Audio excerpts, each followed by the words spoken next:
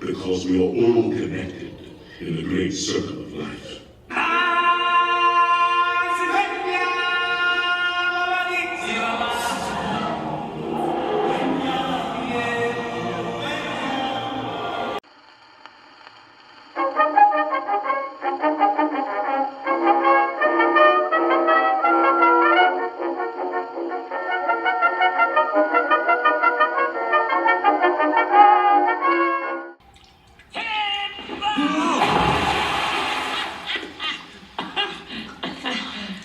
Sorry, Simba. So far, we've covered nearly all of the land pavilion on Expedition Epcot, but that just leaves one more area inside to cover before we head on over to the other side of Future World, the Harvest Theatre. Home to perhaps the attraction in the whole history of Epcot that very few wanted to visit, Circle of Life. Before we get to Circle of Life though, we have to take a step back in time to 1982, Epcot's opening. You've never been to the future. Well, of course I have. Don't you remember yesterday I was saying to you that tomorrow we might go to Future World? Yes. Huh? Yes. What? Yes. Yes, of course. Well, today is the tomorrow I was talking about yesterday. And tomorrow, yesterday, will be today. And I got to the future from the past when the past became the present, which is now. You get it?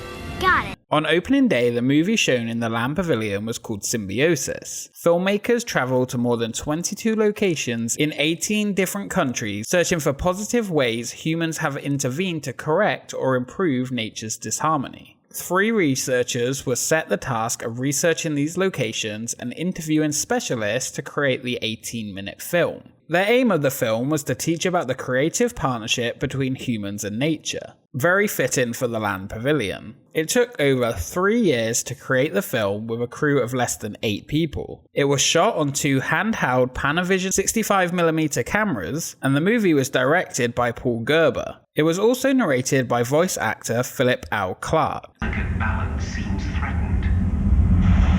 Suddenly we've begun changing our world rather than adapting to it. Clark went on to become a veteran voice actor, lending his voice to many background characters in multiple Disney movies, such as Aladdin and The Little Mermaid. The movie itself focused on the technological expansion and the protection of the environment, highlighting the damage caused by humans and what was being done to fix it. The movie was seen by 28 million people during its 11-year and 4 months run at the Harvest Theatre. The theatre itself could seat up to 428 guests, and the entrance was located on the upper level of the Land Pavilion. The show was a very dry, no-nonsense, educating film, beautifully filmed and created, but it was always overshadowed by the more fun and essentially more Disney Kitchen Cabaret next door.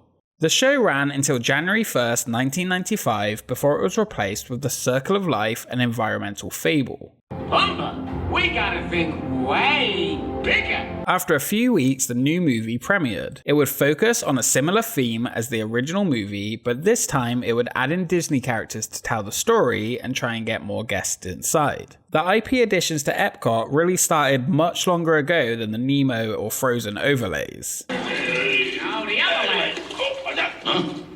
Original voice actors from the movie returned, minus Matthew Broderick. But guys, the animals downstream need water too. Simba was now voiced by Cam Clark.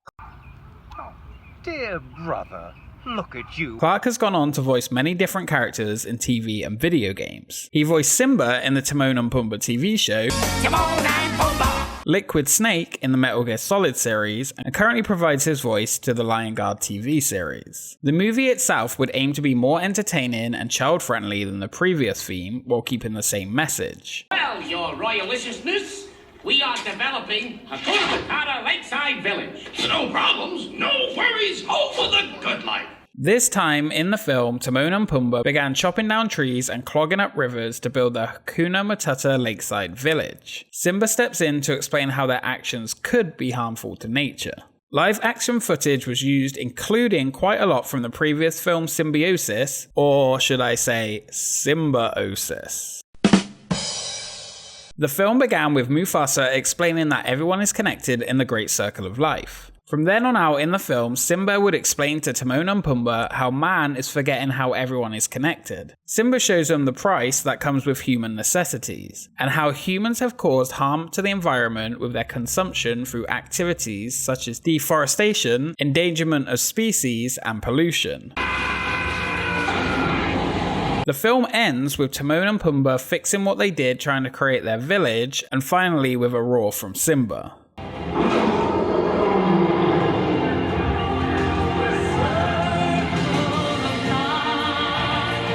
The film features around 2.5 minutes of new animation created directly for the show by Walt Disney Animation, mixed in with live action footage, including that from Symbiosis. The show ran for 23 years before its closure was announced for February 2018. No replacement attraction was announced, but the Disney Performing Arts Group was scheduled to now have their performances and workshops inside the theatre. While this may not be interesting by itself, what could be seen as interesting is that they previously held their performances backstage between Germany and Italy in the World Showcase, a prime location rumoured for an upcoming new World Showcase pavilion perhaps. Who knows, but something we will look forward to exploring on our expedition around World Showcase Lagoon in the future. Symbiosis actually received screenings around the world a few times after its closure at special 70mm film festivals, and as for the Circle of Life, well, not too many people were even sad to see it close. Both of these shows offered an education theme that was perfect for Epcot in days gone by, but with the shift in focus for the park, it was time for these shows to retire. Oh boy! Oh,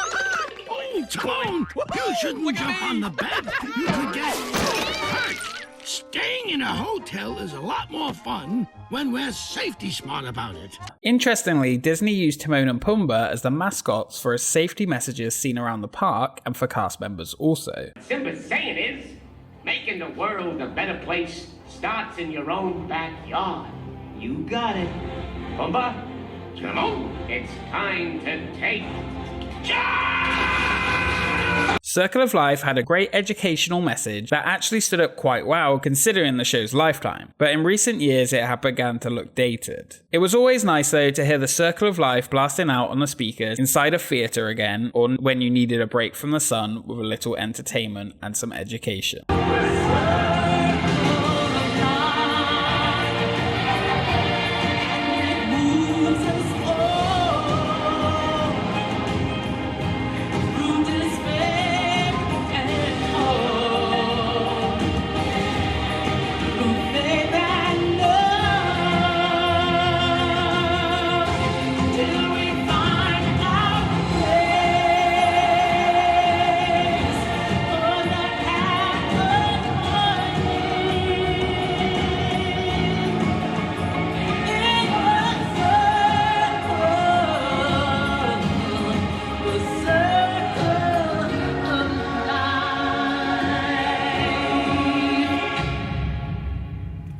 This actually concludes our expedition stop at the Land Pavilion. We'll be back to take a look at the food offerings throughout history, but for now it's time to move back over to the other side of Future World and take a stop back in time at something that no longer exists today.